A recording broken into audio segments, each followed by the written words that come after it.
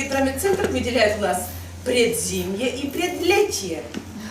Предзимье у нас начинается с середины октября и длится до середины декабря. Поэтому у нас сегодня рефрен и цитата сегодняшнего мероприятия: будто инеем предзимним покрыта наша история. Но именно в это время особенно ценишь тепло домов и сердец. Слова Сергея Алексеевича. Отправляемся вместе с ним в путь. Дебеса и Грахова, на Уву и в Можгу и по всей Удмуртии. Спасибо. Спасибо, Татьяна Васильевна. Добрый вечер. Будучи ребенком городским, Удмуртию я открывал, конечно, не сразу. Счастливы те дети, у которых, те городские дети, у которых есть бабушки, дедушки в деревне. Счастливы те деревенские мальчики, девочки, у которых есть родственники в городе. То есть можно увидеть, собственно говоря, два мира. А для меня это, несомненно, два разных мира. Слишком близко к природе все-таки живет сельский человек. И даже вот когда листаешь метрические книги, это особенно заметно. Вот. Я имею в виду прежде всего там, где отпевание. Слишком рискованная жизнь. Не только рискованная земледелие, но и жизнь. Я думаю, тот, кто листал метрические книги, помнит там и удара молнии, там, и утопления, и там, деревом, и еще много чего. Вот, слишком близко, слишком близко. И я вспоминаю, как в году 70-м, 71-м мой дед повел меня и брата повез на родину. Родина у него деревня Гавриловка, возле Луганска. Когда-то Ахарский уезд Пермской губернии, хотя и ходил Лукинский приход, Лукинский Благовещенский приход. Но в конце 19 века всю Камскую волость перевели в уезд Сарапульский. И я вспоминаю, как мы с дедом шли от деревни к деревне вдоль Сивы. Мы ночевали у родственников, которых я с тех пор никогда не видел, потому что это старшие, как вы знаете, ушли в мир иной, а младшие уже никогда и не видели друг друга. И вот это особое какое-то ощущение, когда сила за огородом, когда ты спишь на подушке, набитой сеном, на матрасе, на таком же сеном набитом, и тебя подсаживают первый встречный на свою там таратайку какую-нибудь, а то если нет, то ты идешь пешком. И дед показал нам родник. Я помню название, но оно традиционное для наших мест, холодный ключ он его называл. Холодные ключи только я знаю несколько в Удмуртии. И он сообщил нам с братом, что вот в этом возрасте он тоже пил воду из этого родника, из этого ключа. Вот для меня это было диковина. Представить Лаврентия Андреяновича в возрасте 9-10 лет. Вот это было, конечно, открытие такое. Вот. Ну а потом как-то мало что было связано с сельской жизнью, с поездками по Удмуртии, разве что на рыбалку, там, в студенческие годы. Потом я был учителем в Каракулинском районе, это был незабываемый опыт. Но когда я пошел снова в третий свой заход в журналистику, первый был в армии, потом после окончания университета, какое-то время в Комсомольском Удмуртии, и уже в неделю Удмуртии в 94 году, 25 лет назад, я вдруг осознал, тем более, что я вернулся тогда домой после московского периода своей жизни, я вдруг осознал, что я очень плохо знаю Удмуртию. И не побоюсь этого слова, мне было стыдно. И я стал постоянно при первой возможности уезжать куда-то в районы. То есть я стал таким полевым журналистом, который ножками на попутках, там как-то еще добирается в какие-то места, встречается с какими-то людьми. Меня потрясла одна из встреч в Дебесах. Мы тогда посещали место одной исчезнувшей уже деревни Немашур с товарищем моим. И вот он нашли это место, где стоял его дом дедовский, где он вырос когда-то, по деревьям, там все это так, фундамент нашли, где печка была. И он говорит: Сережа, ходи, будь гостем в моем доме. И вот когда ты сидишь, над тобой ветви деревья, птицы поют, и человек тебя приглашает в свой дом, это, конечно, шок такой был. И И мы там зашли после этого Немашура в Зиле, такая деревня по Тыловайской дороге, может быть, кто знает, тут можете вот от Дебес на Тыловай, на Воткин дорога. Мы зашли на 15 минут к товарищу Коле Каракову. Вместо 15 минут мы там провели 3 суток. Я тогда впервые понял, что на пасеке время идет совершенно по-другому. Вот. Потом на этой пасеке мне довелось жить на 1 месяц. Интересно, когда читаешь книгу Михеева «Кумышка», и там упоминается деревня Зилев, которые акцизного надсмотрщика крестьяне удмуртские прибили за то, что мешал им кумышку варить. То есть вдруг обнаруживаешь, что места, в которых ты живешь, имеют какую-то свою историю. Это было совершенно потрясающе. Ну и тогда мне постоянно Коля Караков говорил на мой вопрос по истории, он говорит, это надо Павлу Васильевичу, это надо Павлу Васильевичу в районной газете. Ну а первым делом в Дебесах мы зашли в Новый путь, в редакцию. Где тут Павел Васильевич у вас? А вот в том кабинете. Я захожу, встает Павел Васильевич, говорит, Серега, здорово, давно не виделись. Павел Васильевич оказался моим однокурсником, Пашей Роготневым, специалистом по истории Сибирского тракта. Он даже дипломную работу писал по истории Сибирского тракта. Наконец-то ты и до нас доехал, сказал Паша. А Пашка учился на историческом, я учился на филологическом. Вместе мы ходили на физкультуру, в курилке там постоянно болтали. Но все равно все знают друг друга на одном курсе. Вот, и с тех пор с Пашей мы стали регулярно встречаться. Ну, потом было много чего. И Ува, и Вавош, и Грахова, и Бемыш. Я вообще делал в журналистской своей работе, я так подольше пока говорил, потом попою воды. Делал так, у меня были перевалочные базы. Скажем, я поехал на севера в Удмуртске, у меня перевалочная база в Глазове. Мой товарищ Саша Глезин, у которого пустовала квартира. Я приезжал, селился в нее, а там уже 40 километров до Яра, 40 километров до Юкаменска, до Глазовский район немалый.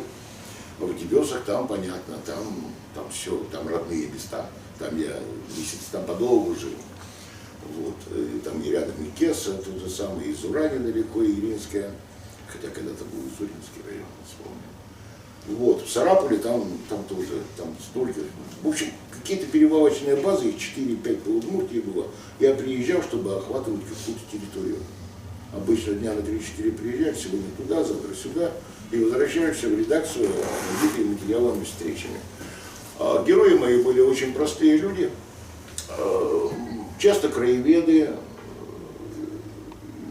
журналисты, музейные работники или совершенно какой-то тракторист. То есть я не писал, а как-то Баталова в Завьяловском районе на меня обиделась.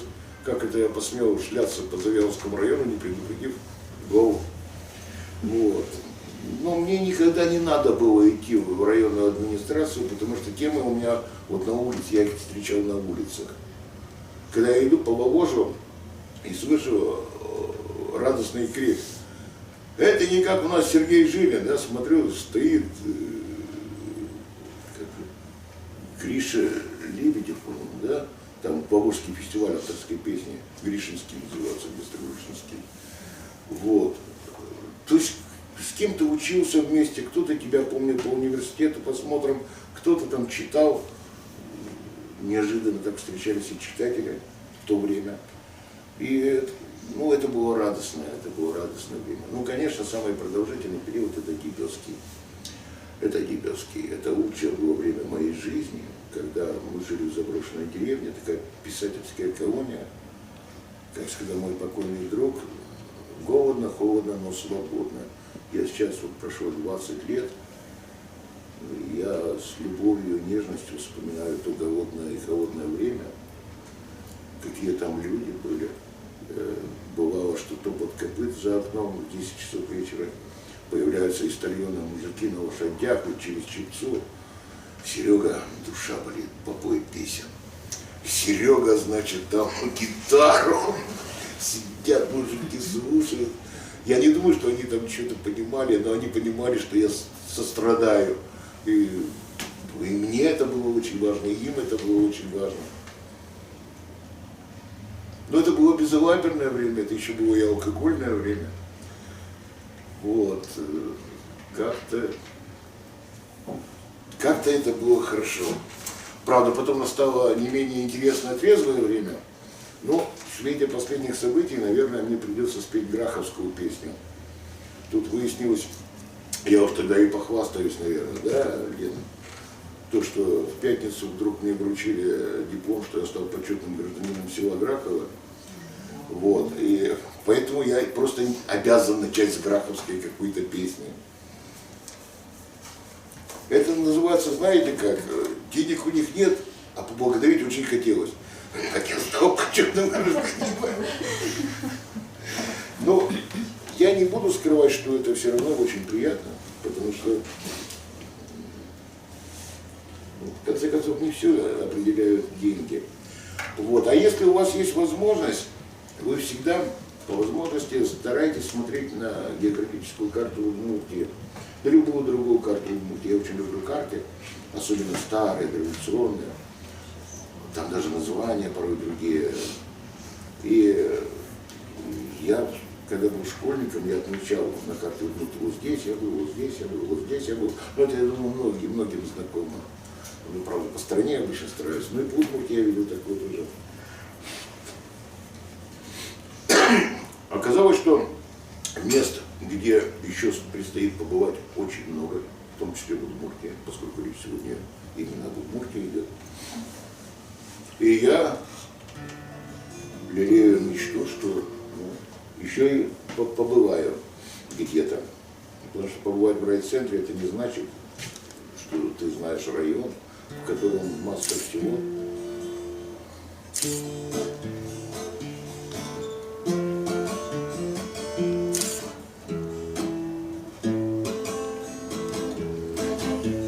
Речка Адамка, да речка Январка, зимами холодно, а летом не жарко, все же кому-то родные места. И рыболовы сидят у моста, где за векам не меняются дали. Время песочком на дно седает, или с ладони архивной трухой смыто вот этой текучей водой. Речка Январка, да речка Адамка, только на фото осталась панамка. А то, что было со мной и с тобой, вдруг обернулось нездешней судьбой. И пусть от Бога любая дорога не отыскать нам родного порога. Что же увидишь сквозь лет круговерт? Глянь, только речка знакома теперь. А речка, как речка, крутой бережочек, где-то тебя вспоминает дружочек. Лист на воде, первый лед ноября, где-то подружка припомнит тебя. Здесь за века не меняются дали, но знакомых мы встретим едва ли. Только мерещится мне в простоте, что рыболовы все те же, все те. Здесь за века не меняются дали, но знакомых мы встретим едва ли. Только мерещится мне в простоте, что рыболовы все те, что рыболовы все те, что рыболовы все те.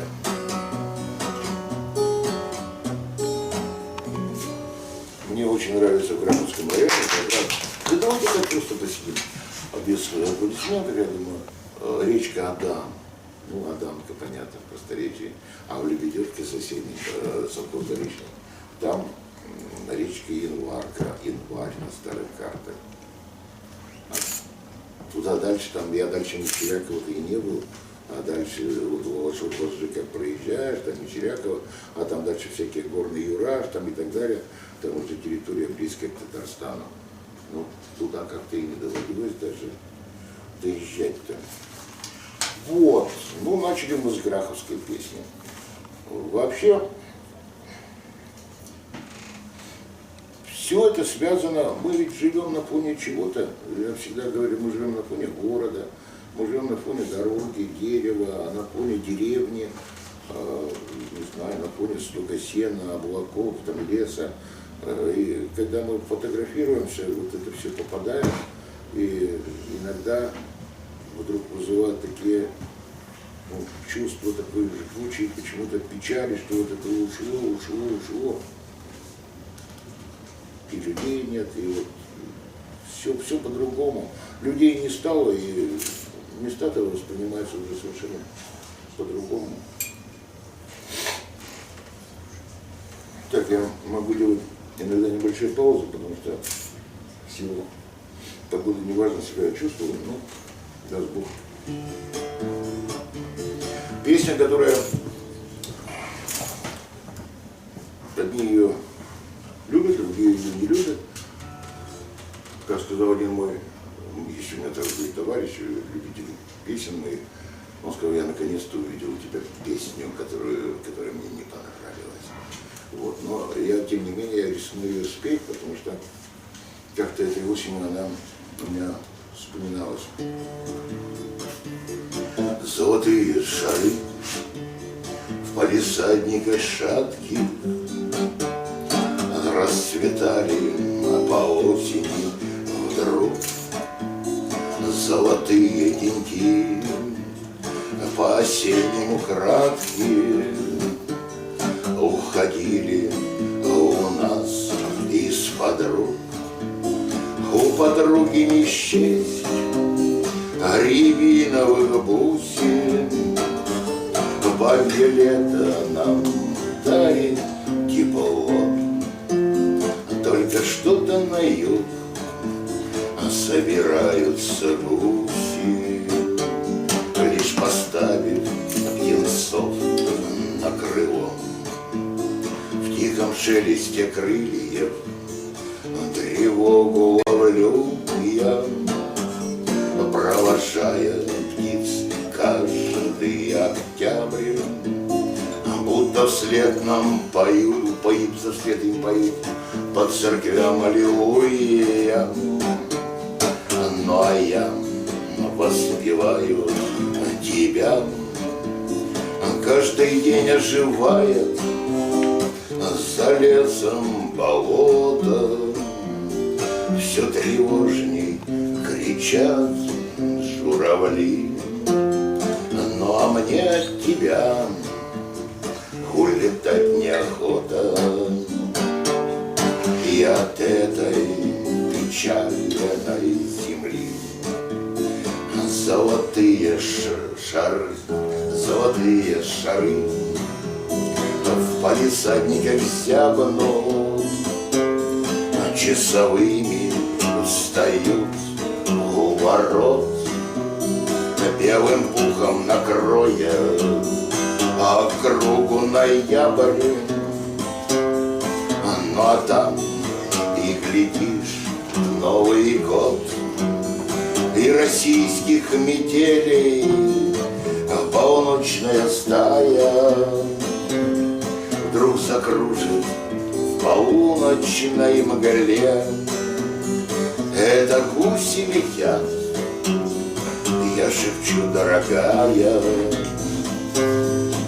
значит скоро весна на земле. Но песни все-таки надо чаще петь, но вот как-то вот редко многие песни поются. Зима наступает. Обычно в этот период я все выступления начинаю с песни, которая называется «Северянкой». Вот я вам рассказывал о своем проживании в Днепровском районе. Мы жили в деревне Тальонский Почин, это на том берегу Чепцы, на том же берегу Лесогор. И проходя мимо Лесогор, то с рюкзаком, там или налегке, я не знал тогда, что в тракторной бригаде вот там работал Владимир Кузьмич Семакин, будущий поэт, наверное, и тогда поэт. Потом он работал и на Воткинском заводе. Это первый человек, который первым назвал Удмуртию родниковым краем. Стихотворение 1952 года, край родниковый, вот какой. Я как-то написал песню под названием «Северянка». Она вся вот на образах симакинской поэзии строится. И даже он работал в издательстве «Советский писатель», редактором отдела поэзии. И, кстати, первый московский сборник Николая Рубцова, он к нему причастен. Хотя похоронен он в Ижевске. А Ильинична, его вдова, поначалу на меня обиделась. Дело в том, что посмертный сборник Симакина к 80-летию его назывался, по-моему, «От ледохода до ледостава», что ли. А у меня первый сборник перед ледоставом. Вот, она сначала обиделась, потому что я сдернул название, а потом посмотрела, мой сборник выходил на год раньше. Вот, и как-то она всегда была очень добра ко мне и считала меня учеником Симакина. Я не разочаровывал ее. Хотя у Симакина, наверное, тоже у хороших поэтов много чему можно научиться. Ну вот написала стихотворение «Северянка».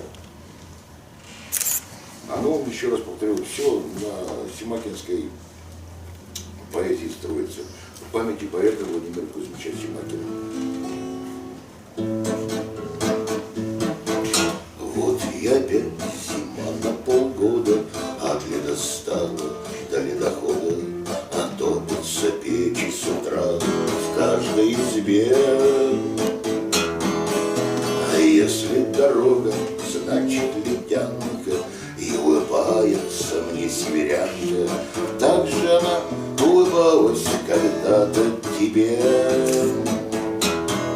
А зимнее время, снежные будни, волосы выбелят, память остудит, а только полвека она все приходит сюда.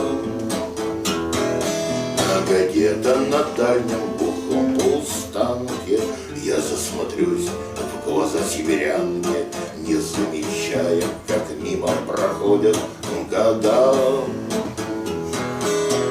Так ли уж важно, кесами глаза все живет в памяти разом, юность бездомная, голод, нечаянный кров. А новое время, новые люди, может и нас, а потом не осудят. Что же грустишь ты полвека в краю родников? А вот и опять зима на полгода, от ледостава до ледохода, топятся печи с утра в каждой избе. А если дорога, значит ледянка, и улыбается мне северянка. Так же она улыбалась когда-то тебе. Так же она улыбалась когда-то тебе.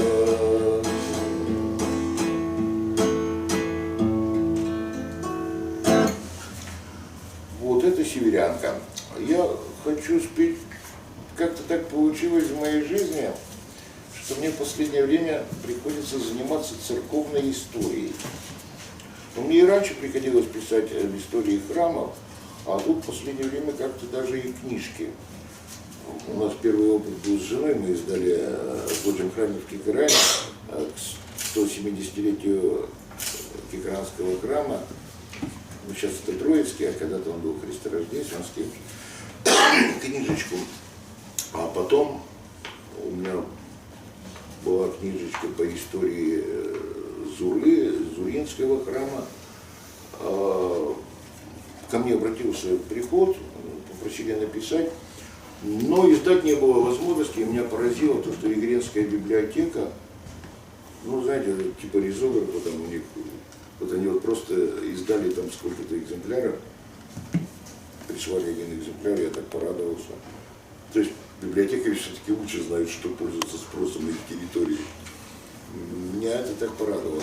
Ну и потом была большая книга в соавторстве уже храма земли Граховской, вот об истории 8 храмов на территории Граховского района современного. Это интересная работа, потому что это пишешь в первую очередь о людях, о прихожанах, о священниках, о строителях. Это, безусловно, безусловно, интересно.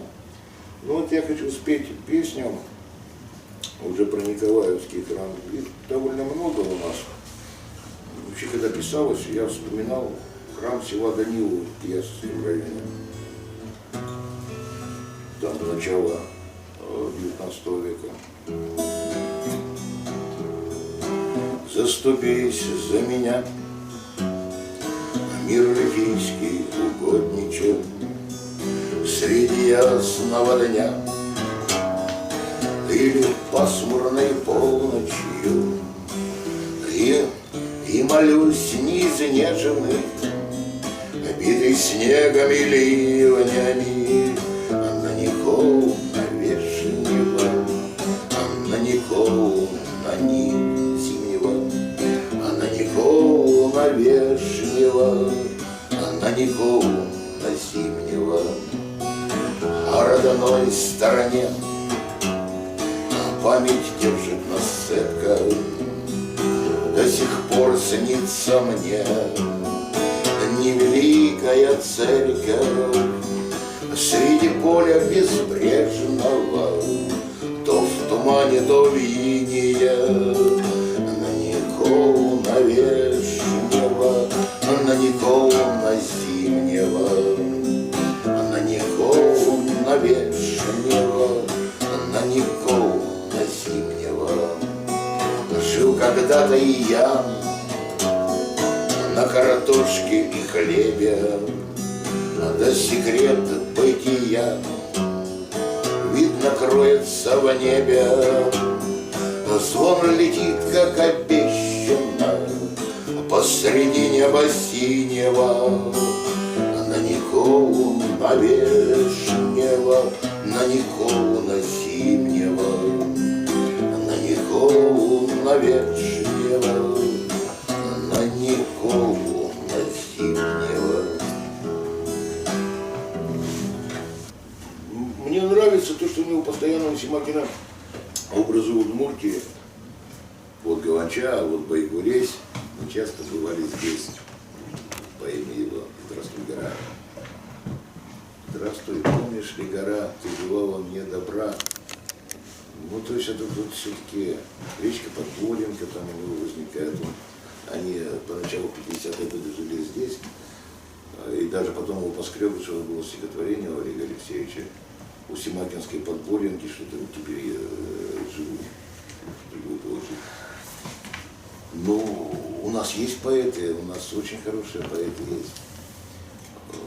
Ну, и даже вот сейчас брать, например, я не буду говорить, есть понятно, что есть местная поэзия, которую знают здесь, а есть, которую знают там где-то еще. Ну вот, например, то, что Слава делает сейчас, это многоязыка лира России. Я считаю, что это просто замечательно, Слава Вячеслав Сергей, потому что в литературке вдруг выходят подборки, и большие подборки. Там проект Анастасия Ермакова ведет, многоязыка лира России. Но я считаю, что у нас тот же Олег Алексеевич Поскребышев, это поэт не совсем уж местного уровня. Из удмуртских поэтов для меня, несомненно, таковые это Кузибай, Кертикор, Василий. Наверное, кто-то еще сыщется, но вот то, что вот сходу вот я так называю. Ну а Олег Хлебников, я сейчас прохожу, там где стоит памятник Пастухову возле Глинки, и все время вспоминаю, мы сидели с ним в «Новой газете», и он мне рассказывал про этот двухэтажный дом, который стоит прямо где памятник Пастухову. И у Олега есть стихотворение «Баллада о верхних», что жили. Ну это у многих так, у меня в доме также было, что внизу, значит, нижние молодые, вверху старики, верхние. Никого уже там из верхних нет, что-то между космосом и нами у Олега. Вот, и я все время там прохожу, я вспоминаю об этом. Мы же все связаны с этой землей. А Олег, на мой взгляд, ну, по крайней мере, в десятку-то, если не в пятерку лучших поэтов сейчас, наиболее известных, он, несомненно, конечно, входит. Я очень высоко ценю его стихи вот именно Ижевского периода.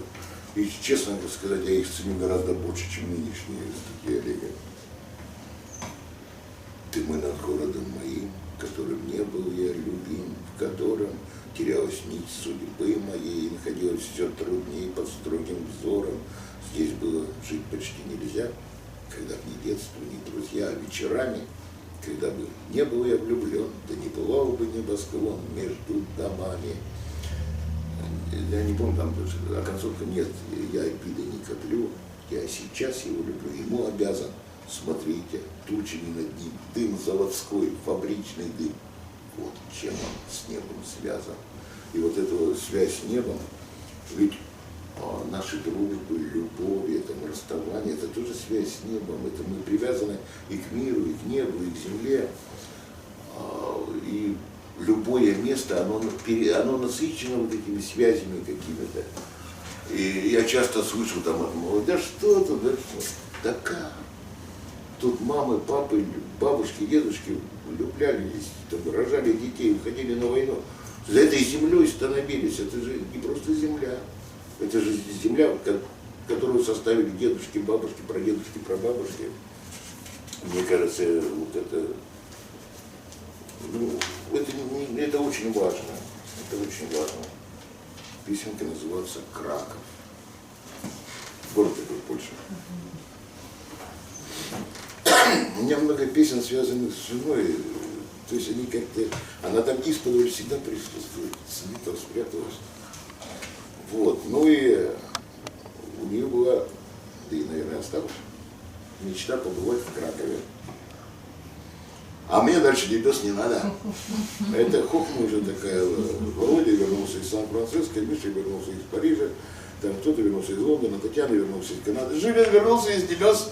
Песню новую да, привез. я добавляю там еще песню новую привез. Это еще 20 лет назад Жилин вернулся из небес. У нас там, мы купили дом, складчину. Мы за него деньги отдали, даже не регистрировали, потому что регистрировать там дороже было. Вот, в итальянском починке. И сначала по Сикчему мы жили. Я смотрю, там городские друзья вошли во вкус. Сережа Гулин, он тогда был телеведущим, по жизни мой начальник, редактор «Комсомольцев» в Мухе все время. Сережа приехал к нам, неделю пожил, а ему надо было в город на работу. Он уехал. Смотрю, через 2 дня на горизонте Гулин с рюкзаком. Потом опять уехал. Еще по 2-3 дня проходит, опять Гулин. Уже попутка завезла. А там дела не идут, там что делать в городе? Как там у Пушкина зима, что делать нам в деревне, а лето, что делать нам в городе, ребята. Ну, я спою песенку «Краков».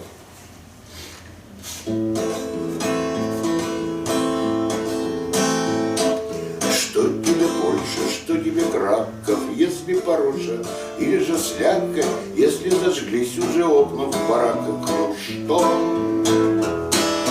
Коль не скуфейка, значит фуфайка, и выбирай, хлеб или стайка, главное ты не умирай лет 100. Вместо барокко здесь лишь барака, та же Европа, только без страха все потерять, но разве рубаха нужна? Только любовь, корни любого слова, явления как такового, значит опять прибудется снова жена. Но ты мечтаешь только о Польше, видимо, знаешь чуточку больше, и не пугает тебя эта нужда ничуть. А за окном лают собаки, бьется капель, свыше все знаки. Что ж, выправляй разные справки и в путь. И не понять, как во времени жестком стала душа. Вдруг мягче воска вижу твое за перекрестком пальто. Что тебе готика старого замка, если замок или тесная рамка сорвана нынче уж из-под рамку, ну что? Что тебе больше, что тебе Краков, если порожа или же слякоть, если зажглись уже окна в бараках, ну что? Коль не скуфейка, значит фуфайка, и выбирай, хлеб или стайка, главное ты не умирай лет 100. Ну,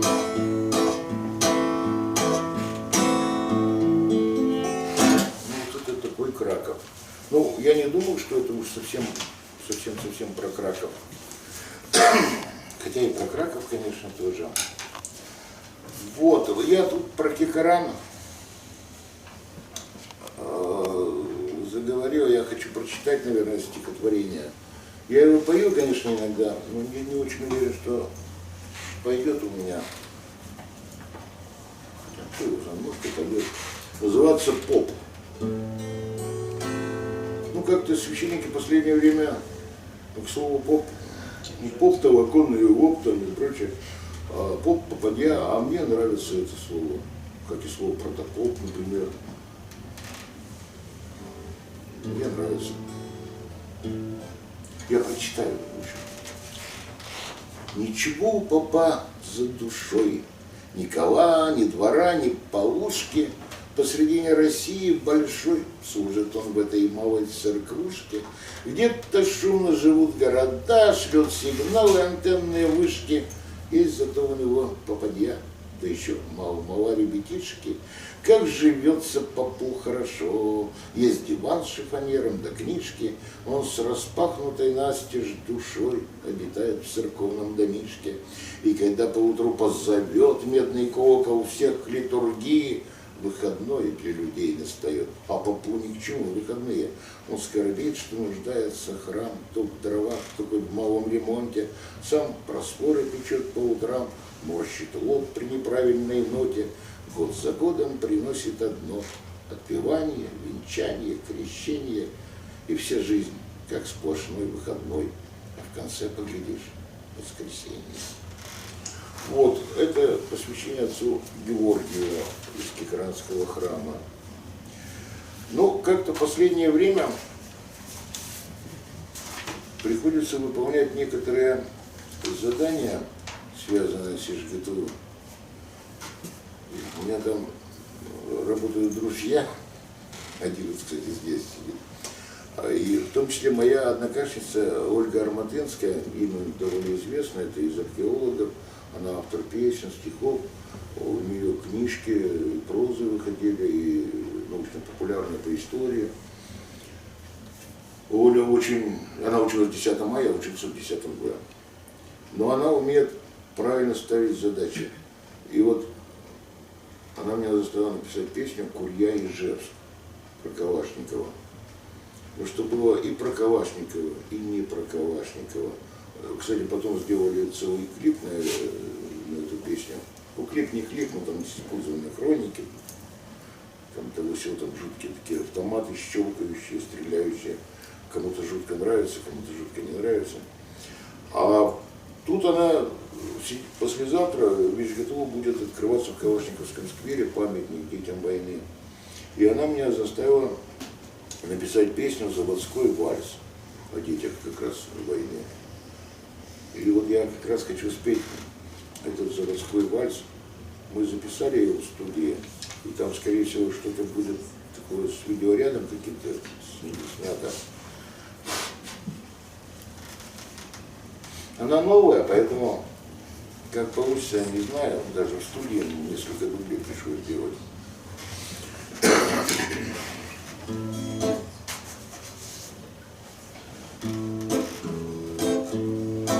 Наскачала вода заводского пруда, заживляя порезы и раны. Пусть начало войны мы не видели сны у станков, находясь непрестанно из цехов нам видать эту водную гладь и плотинный поток белопенный. До войны, пацаны, а теперь мы сыны отчизны эпохи военной. И как будто не наш городской стал пейзаж, в школе госпиталь, запах махорки, катит с грузом трамвай, попробуй узнай силуэты родимой однерки. Все другое теперь. Почтальон стукнет в двери, враз бледнеют и бабка, и мама. Но держала вода заводского пруда город наш всю войну неустанно. Вот и мы всей гурьбой мчались от проходной смыть усталость и едкую горечь.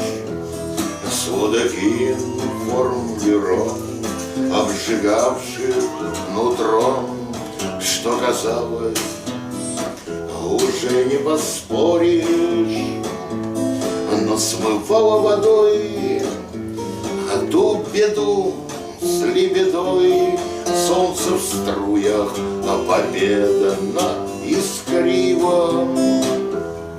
И на склоне судьбы нам уже не забыть заводской той живительной силы. Но смывала водой ту беду с лебедой. Солнце в струях, а победа на искриво. И на склоне судьбы нам уже не избыть заводской той живительной силы. Ну вот это заводской вальс. Но это тоже Удмуртия. Просто давайте вспомним тогда уж не только тех мальчиков, девочек, что здесь стояли у станков, или в Глазове, или там в Воткинске, или в Сарапуле. Стоит почитать, вот взять здесь, например, какую-нибудь газету военного времени районную, и там просто столько всего обрушится, и беды, и гордости, и то, что делали дети, это просто удивительно просто. Удивительно. Собственно говоря, во многом детям и старикам мы и обязаны. Кто в тылу-то работал? Бабы, старики, также Борзинская дорога. Вот. Это что касается заводского вальса. Ну, появились какие-то вопросы? Вопросы, пожелания, что-то еще? Сергей Алексеевич, Вот. Тогда, несколько фактов. Вот что или кто больше всего поразили вот в каком-то районе? Вот именно вот это лицо или вот этот человек, что не зайдет впечатление. Первые такие. Очень-очень сильные. Я вот очень горжусь, просто горжусь знакомством, например, хотел сказать, с Сашей Пудовым, с Александром Ивановичем Пудовым, Увинский краевед. То есть этот человек вас поразил? Вот Он меня поразил тем, что, на мой взгляд, он сделал подвиг. Вот эта книга «История увинских деревень», то, что он собрал о каждом населенном пункте. Конечно, он больше тут, он составитель больше, наверное, потому что он закончил географический факультет, он турист по жизни, он и сейчас станцией юных туристов заведует.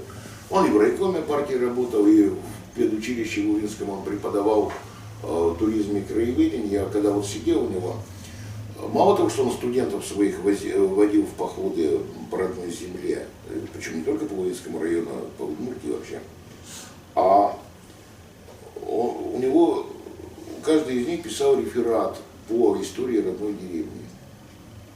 То есть, вот когда человек прошелся по старикам, посмотрел районную газету, там, краеведческую литературу, все это ведь момент формирования человека, несомненно, причем формирование больше не столько как специалиста, ну как и специалиста тоже, но в первую очередь нравственного какого-то начала. И когда человек написал вот эту работу, ну да, он, наверное, где-то там что-то переписал, где-то что-то еще. Вот. И Саша вот это все использовал, все вот эти наработки.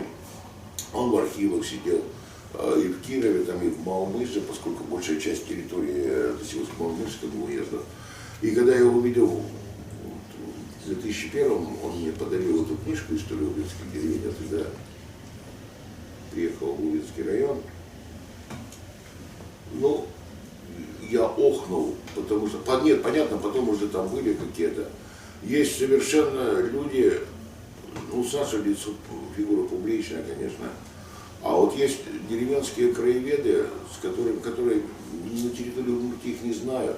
Вот я пытался вспомнить сейчас человека из Валашова-Жей, Заклинина, сейчас фамилия его, он издал книгу. Она есть, кстати, в электронной национальной библиотеке, она тоже представлена. А? Кривошеев? Да. Да, Вот, да. Рябинина очень просит, ну, очень хорошо называется. Она самая, там представлена в электронной национальной библиотеке. Ведь человек, сидя там в деревне, написать Абрагада, там, добиться вот всего этого, это, ну, надо, под лежачий камень вода не течет. И вот эти люди, они причем по национальности разные, и русские, и удмурты, и там, и татары, они просто неравнодушные люди.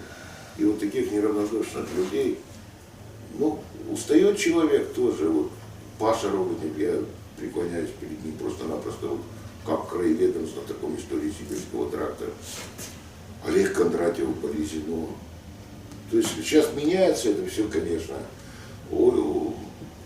Я вдруг с удивлением обнаружил, в 90-е годы я очень много ездил по Удмуртии, а тут какая-то пауза была, ну, в силу того, что я поселился в Селычке, стал больше кабинетно-архивным таким, а не полевым искателем приключений на свою голову и прочие части тела.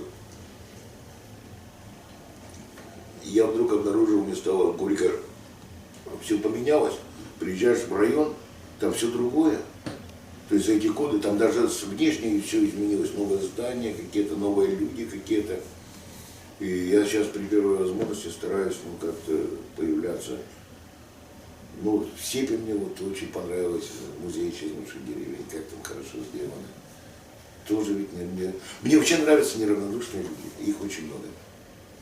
Они причем, ну вот два моих друга в Увинском районе, которые там оказались, один уже, к сожалению, его не живет, его уже нет живых, а второй там же живет, продолжает.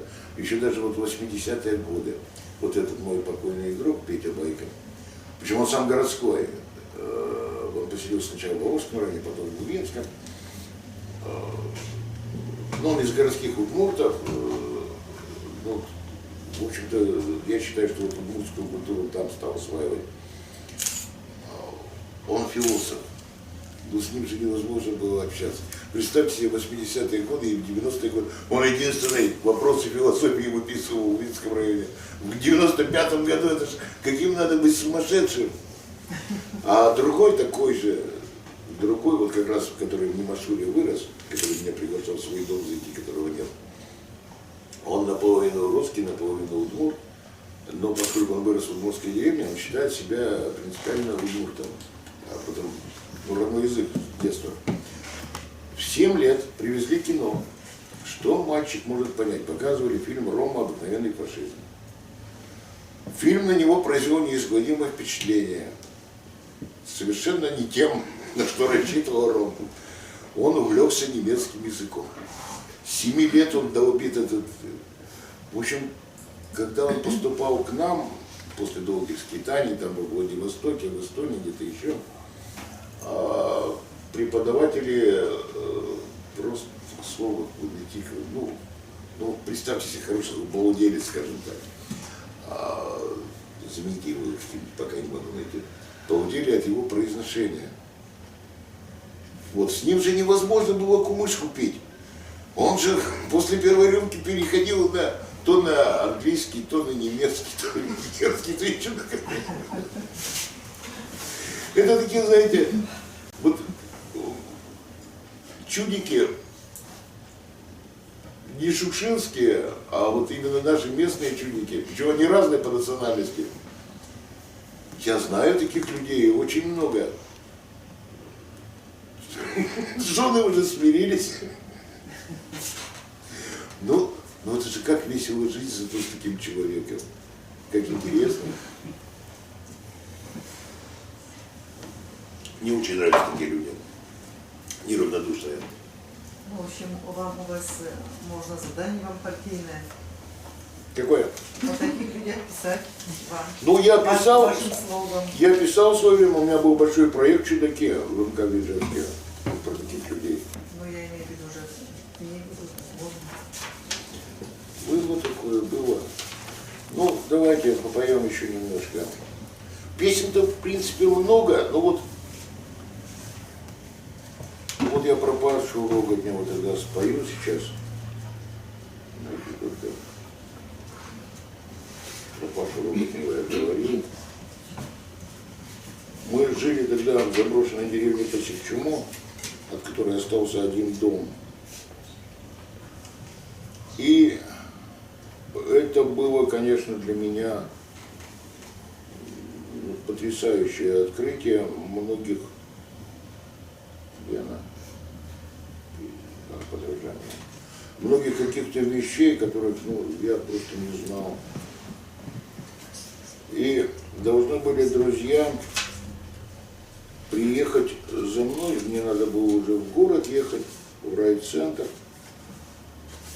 А дождь совершенно был еще хуже, чем сегодня был. И ребята на машине просто-напросто не смогли проехать. И ночью вдруг раздается скрип какой-то, голоса какие-то. И по плотине нашего пруда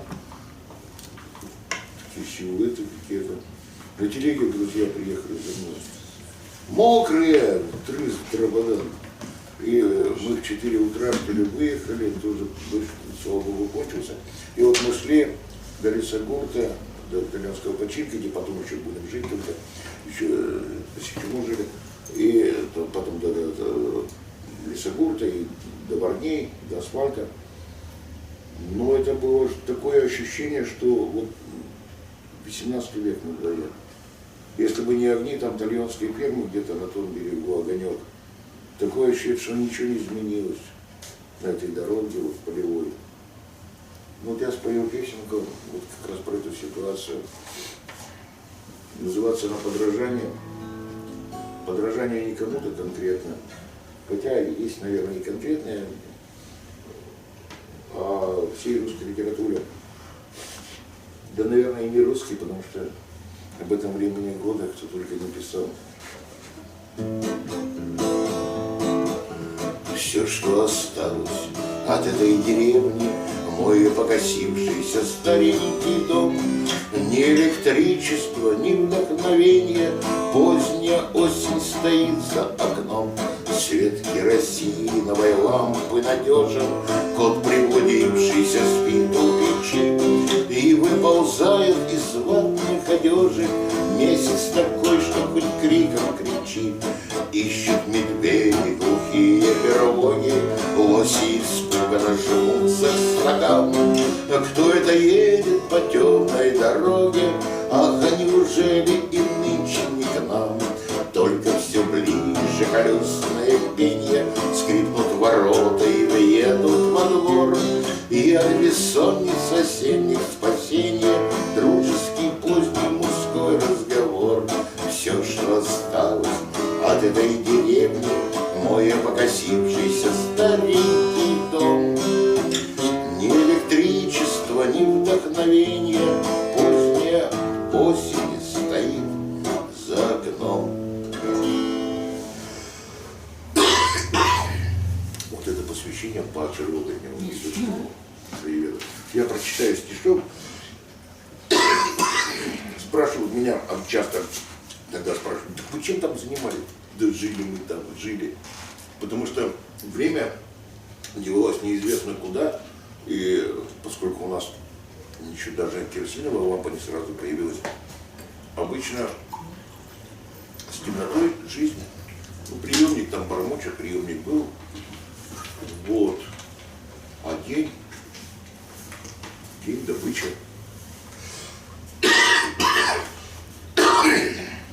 Я никогда не писал ни рифмованных стихов, вот это единственный опыт был.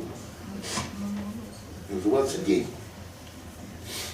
В ответ вот тем, чем мы занимались. А рема – это вот просека, заросшая уже кустарником. Я знаю, что в Удмуртии кое-где называют так. Чтобы подпугнуть зверье в заросшей реме, кричали мы и хлопали в ладони, как дети малые, а после собирали грибы на старых пнях, так остро пахнущих то плесенью, то осенью, то тленом. Лишь кое-где остались ягоды малины, зато шиповник нам дарил с избытком свои созревшие мясистые плоды. Вот здесь сакатый в ночь устроил лёжку, следы медведя уходили к лесу, и волки шли за вожаком след в след. Но посрело незаметное небо, выть прокричала на лесном болоте, откликнулись ей эхом журавли, и мы заторопились ближе к дому, единственному, что от всей деревни еще остался возле рощи кедров у старого колодца и пруда. А вечер опустился незаметно, топилась печь, готовилась картошка, пыхтел походный черный котелок. До самой темноты возились мы с грибами, нанизывая их на нитку до тех пор, пока наш дом не стал напоминать гирляндами украшенную елку. Потом за чаем долго мы молчали и слушали приемник до полуночи, следя за путешествием луны по водной глади. Вот и все, пожалуй. Ах, да, когда мы утром вышли умываться на старые осклизлые мостки, увидели знакомые следы у самой двери. Наведывались волки, да ушли ни с чем. Всего лишь день, один из многих. Давно уж я той жизни не живу, а в памяти остался этот день. Вот. Вы знаете, какие-то вот моменты остаются в памяти, ничего не значим, ничем. Там нет ничего особенного. Вот я вам рассказывал про друга, который вопросы философии выписывал. Просто вот конкретный случай, песня написана там 31 год назад уже. Просто остановились, разожгли костер. Еще летом на романтике, уже осень в России, в свои рваные мантии облачились осины, вкус печеной картошки, запах мятного чая и просыпаны крошки, булки взятые случайно, перемазаны дети, нам пикникаем праздник, лист упал неприметен, мне на руку, как Анахе, ничего мне не надо, попрощаемся с Богом, лишь костер, как лампада, пусть горит долго, долго, ничего мне не надо, попрощаемся с Богом, лишь костер, как лампада, пусть горит долго, долго. Ну вот песня, которая написана была в 1988 году, и вдруг в ней вот вся будущая ситуация, его ранний уход, и вот как вот поневоле поверишь, что поэтическое слово – это какой-то шифр к будущему. Не зря же Анна Андреевна Ахматова предупреждала молодых поэтов: никогда не пишите о своей собственной смерти, потому что поэтическое слово имеет свойство сбываться. Так, давайте спою я.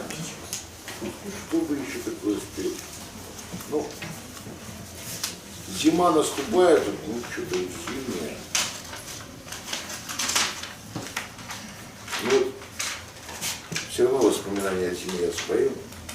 Это о других зимах воспоминания еще настоящее, может быть, что-то и даст, какой-то повод написать у нее. Я когда выступаю в Севучинской школе там у себя,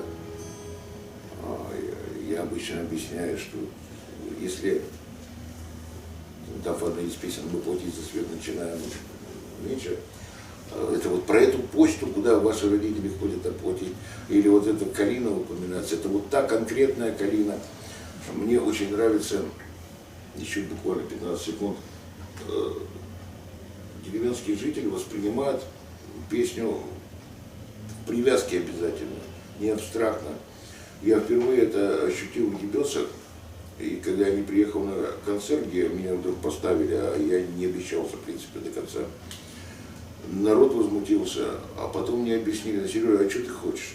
Потому что у тебя не просто песни какие-то под гитару, а вот про эту дорогу, про эту речку, про эту деревню, про этого человека. То есть человек введен в систему координат, его мир вводится в некий мир творчества, творческая система координат появляется. И для людей это очень важно. Для людей это очень важно. Ну вот кормушка уже вывешена, глядишь, скоро снегири будут. Да, зима была холодная, и летели Бога ради стаи снегирей голодных на калину в палисаде. За стеклом окошек наших вьюга хлопала в ладони, и топил я печку дважды, чтоб тепло держалось в доме. Мы с котом в окно глядели на дорогу, на калину. Брызги красные летели вниз на снежную холстину. Стужа присунула жалость людям горы без спины. Если б ты не приезжала, было бы невыносимо. Стихнет стужа, пожиже, над трубой кольцом завьется, назовется это жизнью и любовью назовется. Та зима была холодной, и летели Бога ради стаи снегирей голодных на калину в палисаде.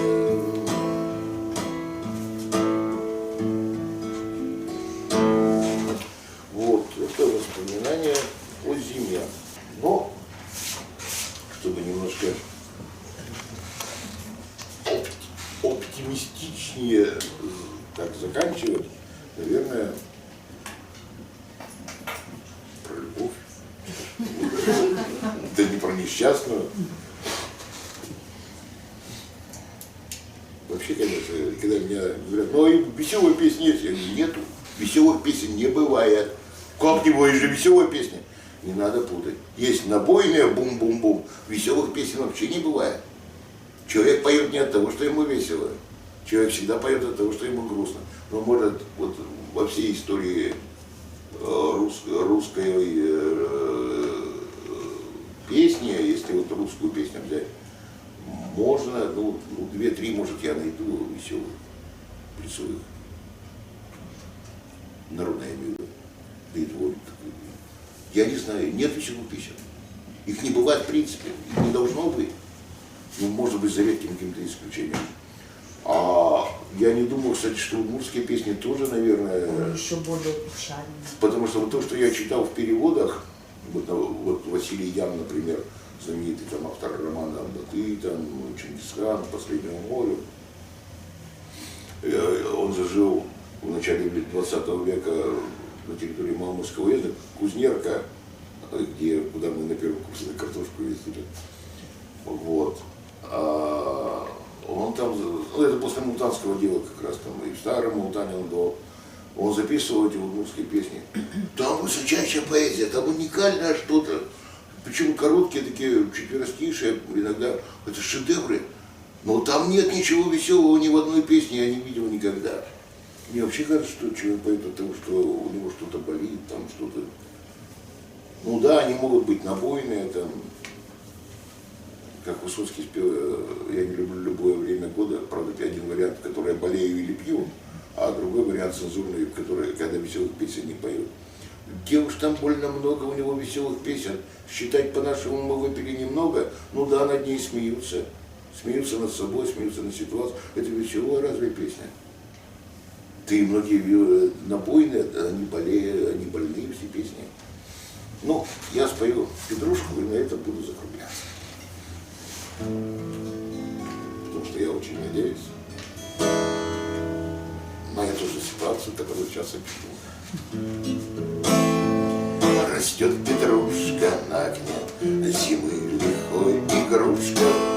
Благодаря моей жене ход времени нарушен. Растет петрушка средь зимы, привет былого лета, и рядом с нею даже мы, и вот теплом согретый. Растет петрушка средь зимы, привет былого лета, и рядом с нею даже мы, и вот теплом согреты. А поверить только не спеши, что всходы зреют дружно. Ловушка это для души, такая вот петрушка. Тепло попробуй-ка найди, чтоб звенеть непросто. И кот задумчиво глядит с улыбкой философской. Тепло попробуй-ка найди, чтоб звенеть непросто. И кот задумчиво глядит с улыбкой философской. Растет петрушка, боже мой, без страха и тревоги. Она то ливнем, то пургой сбивала по дороге. И я обычный человек, не инок и не стоит, но принимал любой ночлег за Божий подоконник. И я обычный человек, не инок и не стоит, но принимал любой ночлег за Божий подоконник. Как мало нужно все же нам ни слава, ни кормушка, всего делов-то, чтоб жена, чтобы зимой петрушка, в кармане спичек коробок, да медная полушка. Но подождите, дайте срок, и будет вам петрушка, в кармане спичек коробок, да медная полушка. Но подождите, дайте срок, и будет вам петрушка. Вот, мне кажется, эта песня вообще очень такая показательная с точки зрения того, что мы не всегда, особенно с молоду, замечаем и ценим то, что нас окружает. Близких людей. Мы понимаем уже в возрасте, что они сделали для нас на самом деле. Места детства, места юности, друзей каких-то. Когда вдруг на склоне лет ты смотришь и видишь, что все изменилось, все перемены, ну, надо ценить, наверное, тогда, когда есть. И зима тоже, мне кажется, это прекрасное время. Может, потому что я зимой родился, поэтому я зимнич. Мне очень нравится «Мы люди севера». По-моему, это «Межевайтесь», нет? Кто это? Нет, не помню сейчас. Ну, кто-то из литовских поэтов, что ли. Чем переводит, не помню уже. «Мы люди севера», это все-таки что-то в этом есть. И Удмуртия, конечно, сердце мое рвется сейчас постоянно куда-то, какие-то новые места посмотреть. Ну, кстати, вот даже здесь мы сейчас вот я сходу, вот, Татьяна, это Зура и Можгинский район, по-моему, да? Да. Да. Александровское село Петкова, которое будет два названия. Ну, Николай и Ижевска. А вот, пожалуйста, Лена. Лена часто была в Книгусе, да? Вот. Дебёцкий район мой отец. Вот. Чипык, Тальонский сельсовет. Чипык. Да, вот я хотела спросить, да, это мой папа, да. А вот Татьяна тут, вот она родом из Коняка, Татьяна Васильевна. То есть у всех найдется где-то что-то, какая-то точка на земле, у Мурской. А у меня, если предков брать, Гавриловка, Воткинский район, Пенязь, Каракулинский район. А еще полминуты. Я долго, у нас уже последняя встреча была по родословным. Я долго искал, откуда мои предки прибыли на берега Ижа, впервые они в 1829 году. И недавно зацепился, обнаружилось, что они прибыли, прапрадеда крестили в Яноборской церкви, в Красный Бор.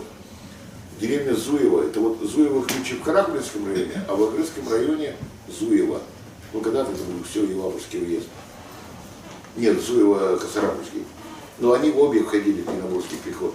И тут я читаю, вот Николай рассказывал, переписку и вижу, что вот предка там крестили. А дальше 29-го года у меня не было ничего. Но ведь и там они были недолго, только деревня начиналась. И все-таки я нашел село Козлово. И вот сейчас мне так хочется туда приехать, побывать. Я даже писал материал исторический про село Козлово. Там такой храм стоит очень... Одна стена от всего храма осталась. Ну, правда, сейчас в прошлом году открыли деревянный храм рядом, там фермерское хозяйство сейчас. Мне очень хочется туда приехать. Вот новое место обнаружил.